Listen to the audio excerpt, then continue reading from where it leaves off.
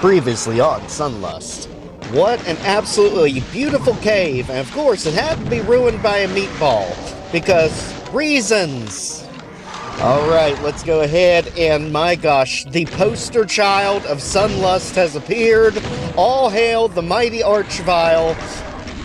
Thank goodness there wasn't too many in this one. And just like this, we are literally firebombing everything. We don't even care about the Mancubus. You can just stand there and wait your turn. We are a little busy. Sheesh! And this is the quintessential tricks and traps ambush. How many times have we seen this? But this time we're doing it in reverse. Cyber demons, get out of here, then we'll deal with the rest.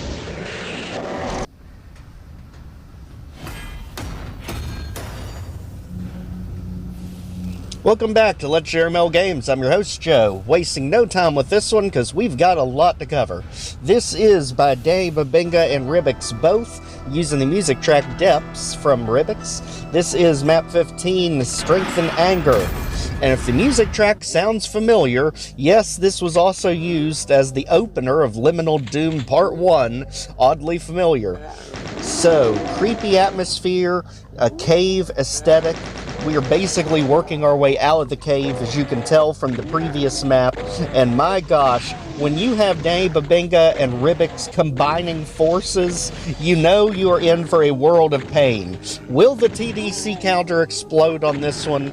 Well, the fact that it's not infinity right now says no, but it's gonna definitely get halfway there at least. So, let's go ahead and work our way through. That is because this is a very short map, but it's a very short map of three very, very fierce ambushes. I have been warned by this map by my good friend Domo, who's an amazing Doom mapper who created the likes of Liminal Doom MAP15.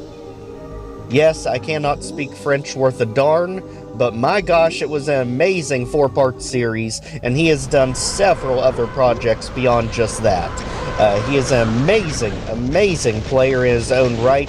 Definitely check out his channel if you have not seen it already.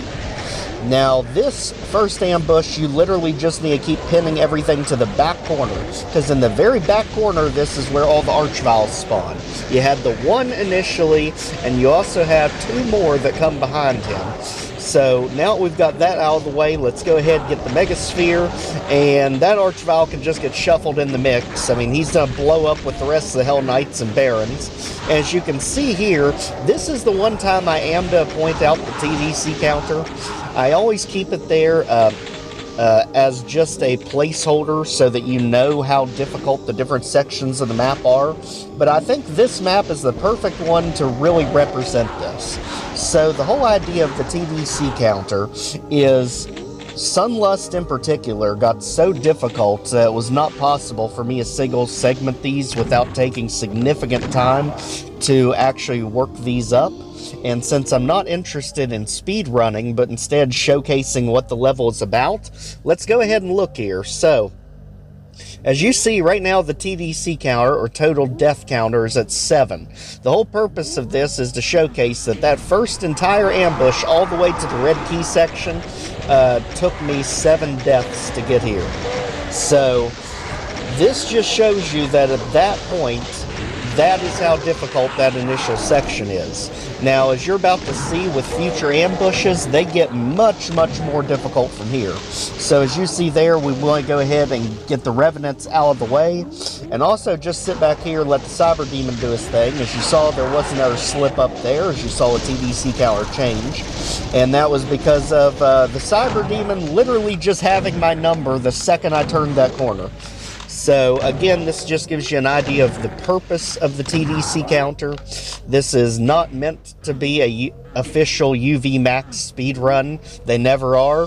This is to show how to get everything in all these levels and to showcase what the levels are like.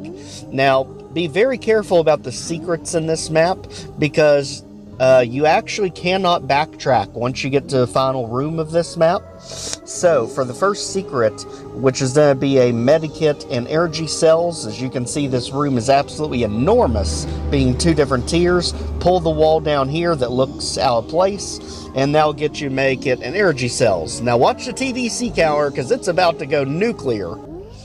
And just like that, we went from 8 to 38.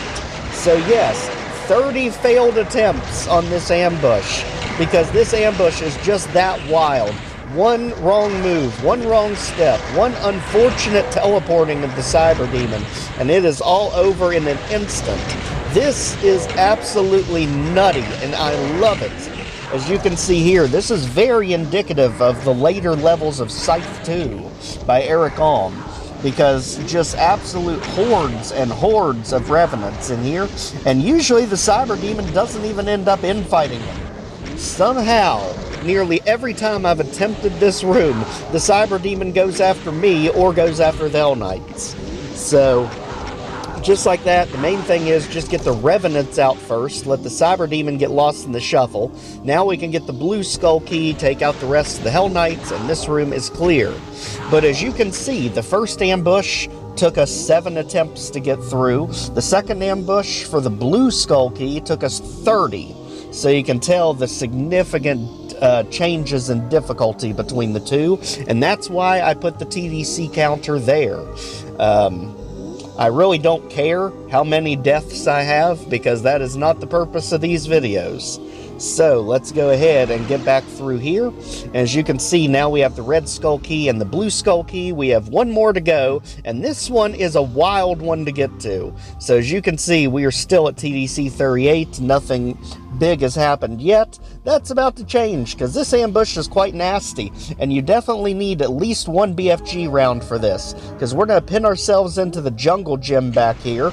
As you can see, we went from 38 to 41, so it took 3 attempts to get through this, and it's mainly just because of the unpredictability of the Revenants pinning you in. Because, as you see, they move as a cohesive unit, and these edges that you can get yourself backed into are very narrow, so it's very easy for them to swarm you. The Hell Knights might as well be invisible up on the ledges, because they don't do anything. I don't think I've ever even gotten hit by them. But go ahead, get the Revenants out of there, and then it's literally just shooting fish in a barrel, just like that. Get the Hell Knights out of here, and we are moving on. So, I can definitely see that Dashlet took a lot of inspiration from this map, because we even have the dang platforming sections to get up here, just like in all of the Liminal Doom series. 1 and 2, take your pick. This map is the one that most, to me, screams Liminal Doom. You've got platforming sections, you've got archviles everywhere, you've got Cyber Demons in almost every major fight in this level. It is uncanny how much this reminds me of a Liminal Doom episode. So, absolutely, I can see the love, I can see the master stroke from both Dashlet and Lentil from this series. So, let's go ahead and head back. Let's get the Archvile out of here, as we had literally the most unfortunate auto weapon switch with the Berserk pack there. And now let's get ready for the final big ambush, and this one goes on forever. So quickly get the Hell Knight out that's guarding the corner so we can back ourselves into the corner and take out the never-ending herd of Pinkies. And I mean never-ending, because I swear to goodness the Cyber Demon somehow never infights these things. It is bizarre to me. He always goes after the Hell Knight. He always goes after the Revenants. Why he doesn't like the Pinkies, I don't know. I haven't figured that one out yet. Probably never will. So we're going to have to deal with the rest of this madness. As you can see in the back corner, we can get their Giselle pack and go ahead and push our way through all this. As you can see, we went from TDC of 41 to 50, meaning we've taken 9 so far in this one. So definitely not the worst ambush in this map, but it is definitely the longest. As you can see, all the steps it took for us to get here, from the supercharge with the Revenant hedge maze, all the way to here. This is uncanny. As you see, we are literally just running back and forth, and working on chipping everything out of here, as again, we continue our platforming up the rock wall here to get the yellow skull key. And some more rockets, which we're definitely going to need as we go ahead and take out everything back here that didn't want to infight. And the Revenant, who somehow got stuck off the ledge, on the ledge. I don't even know what the heck happened there, but you get out of our face, please. We are moving on, and now we've just got to clear out the rest of this mess outside. So, Cyber Demon, you've got to be about done. There he goes. And just like that, we are pretty much done here, finished shooting fish in a barrel with the rest of the Hell Knights, and the Yellow Skull Key section is done officially. So, let's also keep a lookout for secret number 2, which is again to be a wall section that looks out of place, hidden in the corner before you teleport out. And as you can see with the TDC counter, we went from 41 to 52, meaning it took us 11 attempts to get through this one. So, that just gives you an idea. The Red Skull Key took us 8 attempts, the Yellow Skull Key took us 11 attempts, and the Blue Skull Key took us 30. So, significantly harder with the blue. As you see with the message up top there, make sure you have both secrets before you go through these 2 bars teleporter. Because once you teleport, you cannot come back. And as you can see, we went from 52 to 58 with this final one, because this final one is an RNG nightmare. I mean, just toss your cards up in the air and hope they land right, because you have no idea what the Cyber Demons are going to do this close to range, having to take both of them out. And I cannot tell you the amount of times they've either turned around the second I try to fire, or literally just let me steamroll them. So, let's go ahead, grab the Berserk, which is our final item, and let's head up here, because we can't take the regular exit. This is map 15, and we have to take the secret exit. So, there are going to be 4 switches, one hidden there, one hidden on this round column, and then the other 2 are hidden in the back. So one of them's going to be facing you right there, and the last one is going to be in the very back corner, literally tucked in the corner.